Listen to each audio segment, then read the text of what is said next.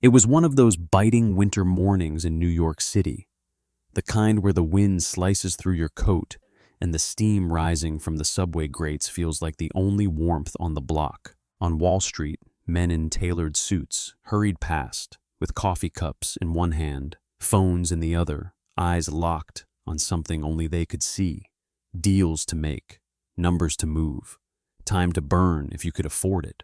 Against the rhythm of polished shoes on concrete sat a man who didn't belong in their world, at least not anymore. His name was Marcus. To most, he was just another homeless black man sitting on the corner, bundled in a tattered parka, a knitted cap pulled low over his forehead. His beard was peppered with gray, his gloves frayed at the seams. Next to him, an old cardboard sign leaned against the wall. But this wasn't the usual plea for spare change. In bold, uneven letters it read, "Ask me anything about the stock market." People glanced as they passed. A few smirked. One man laughed under his breath, shaking his head. Who in their right mind would take investment advice from someone who couldn't even afford a roof over his head? And yet, Marcus sat with a quiet stillness. Not begging, not calling out, just waiting like a fisherman who knew the current would bring something to his line sooner or later. It happened quickly. A man in a navy overcoat stopped in his tracks. He was young, maybe mid-30s, with sharp features and the easy arrogance of someone who'd been winning more than losing. A leather briefcase in one hand, espresso in the other, he read the sign. A slow smile crept across his face. "All right," he said, his tone halfway between amusement and challenge. "Impress me." Marcus looked up, his eyes calm and steady. "You sure you're ready for that?" The man chuckled, shaking his head. "I'll be fine. You're the one with something to prove." From across the street, the light changed. Foot traffic thickened, and the hum of the city swelled. Neither of them moved. They didn't know it yet, but this conversation was about to pull two men from opposite ends of fortune into the same story. And before it ended, one of them would walk away, seeing the world very, very differently. Marcus Bennett wasn't always sitting on a cold sidewalk with nothing but a cardboard sign. 15 years ago, his view of New York looked very different.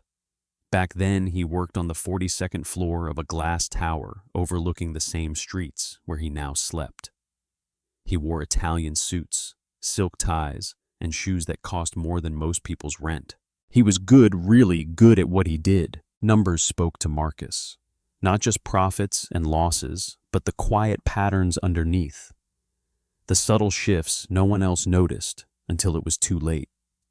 He had a reputation for seeing the storm before the clouds even formed. By his late 30s, Marcus was a senior financial analyst for one of the city's most respected investment firms. He'd come from nothing, a cramped apartment in Atlanta, raised by a single mother who worked double shifts at a hospital, but he'd climbed his way up with grit, discipline, and a mind that refused to quit. Then came 2008. The crash didn't just wipe out portfolios, it broke people.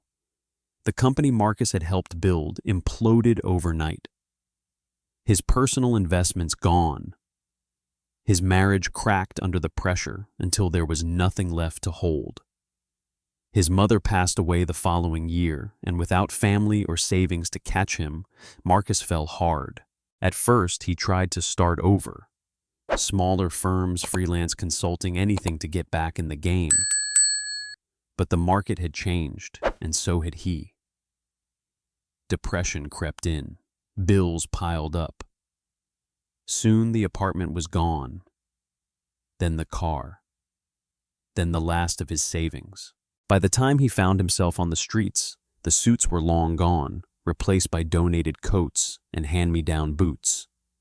But one thing stayed the same, his mind. Even without a desk or a paycheck, Marcus never stopped watching the markets. He read discarded copies of the Wall Street Journal, memorized trends from TV screens and storefront windows, and listened, really listened to the chatter of traders as they hurried past.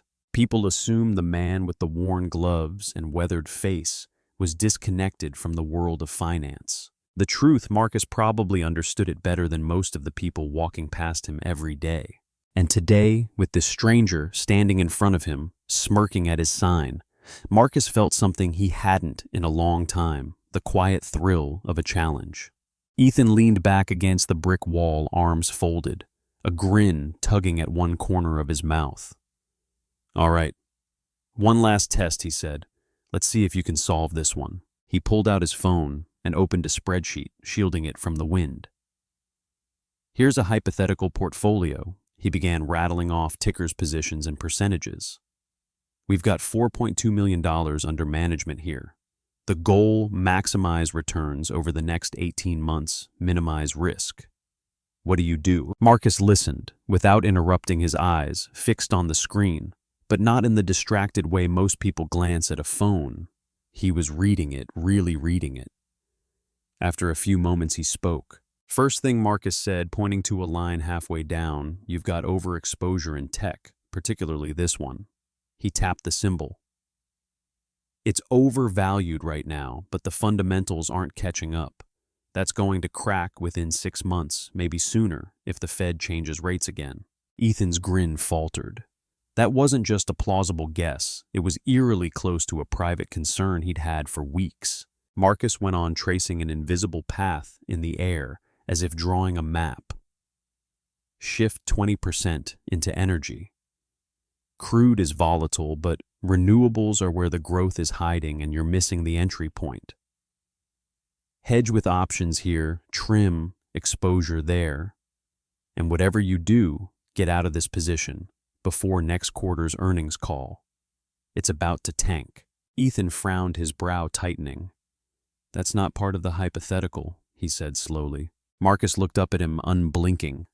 "It's part of your real portfolio, though, isn't it?" The street noise seemed to dim. For a moment, all Ethan could hear was the low hum of traffic in the distance. How would you know that?" he asked.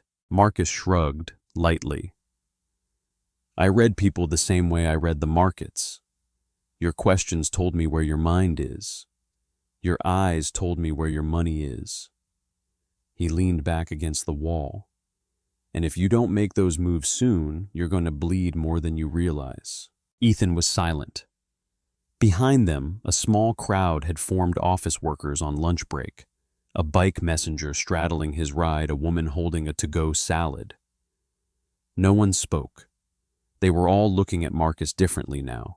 This wasn't a street game. This was a man who'd just reached into a Wall Street investor's private playbook and read it out loud on a freezing New York sidewalk. The wind whipped down the narrow street, rattling an empty coffee cup against the curb.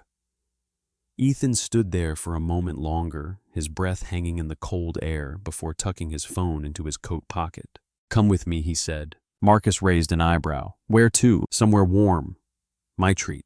A few minutes later, they were sitting across from each other in a small cafe just off Broad Street. The hum of espresso machines and the soft clink of mugs felt like another world compared to the sharp, restless cold outside. Ethan pushed a steaming cup toward Marcus. "All right," Ethan said, leaning forward. "Who are you?" Marcus took a slow sip before answering. Just a man who's seen the game from both sides. And then he told him about the years in Atlanta with his mother, how she'd work 16 hours and still find the energy to quiz him on math problems at the kitchen table. About landing his first job on Wall Street, not because of a connection, but because he'd studied every market report he could find until he spoke the language like a native. About 2008, when the collapse hit like a tidal wave, stripping away not just his fortune, but his sense of self. He spoke of the months after, how the phone calls stopped, how friends he'd made millionaires suddenly couldn't remember his name, how the apartment emptied, the bank accounts drained, and the only thing left was a piano in the corner that he sold for rent money. He still couldn't make stretch far enough. Ethan listened, his hands wrapped around his coffee cup, but not drinking. Marcus smiled faintly. "You know the thing about losing everything. You find out what you were holding on to that wasn't worth the weight. Money's a tool, a powerful one, but it's not wisdom, and losing it doesn't make you a fool. What makes you a fool is thinking you've got nothing left to learn." For the first time since they'd met, Ethan had nothing to say. The smugness was gone, replaced by something quieter. Respect. Marcus leaned back. The market's not about greed or fear. It's about patterns and people. If you can understand both, you can navigate anything, life included. Outside, the city kept rushing by. Inside, something in Ethan shifted. He realized this man across from him wasn't just sharp. He was a master of a game Ethan thought he'd already figured out. And in that moment, Ethan made a decision that would change both their futures. Ethan set his coffee cup down, the ceramic clinking softly against the saucer. "I want you to help me," he said. Marcus tilted his head. "With what?" "My portfolio, my strategy, my everything." Ethan gave a small, almost self-conscious laugh. "I think I've been playing checkers on a chessboard." Marcus shook his head. "I'm not looking for charity." "This isn't charity," Ethan replied. "This is business, real business, and I want you on my side." 3 months later, on a crisp spring morning, two men walked side by side out of the revolving doors of a tall glass building in Midtown. One wore a tailored navy suit. The other wore a simple gray blazer, no frayed cuffs, no winter-stiff gloves, just steady hands and clear eyes. They stopped at the curb as a car pulled up. Ethan gestured toward Marcus and said to the waiting clients inside, "This is my partner Marcus Bennett. He's the best market mind I've ever met." Marcus offered his hand. His grip was firm, his gaze direct. Somewhere in the distance, the clang of the stock exchange bell rang out, but he barely noticed. For the first time in years, Marcus wasn't just surviving, he was back in the game. As they walked away, Ethan asked, "Do you miss Wall Street?" Marcus smiled. "I never left it. I just changed my seat." The camera lingers on Marcus as they disappear into the crowd, no longer invisible, no longer underestimated. Just a man walking into his own new chapter. Talent can live anywhere. Sometimes all it needs is someone to stop and listen. Would you have stopped to talk to Marcus?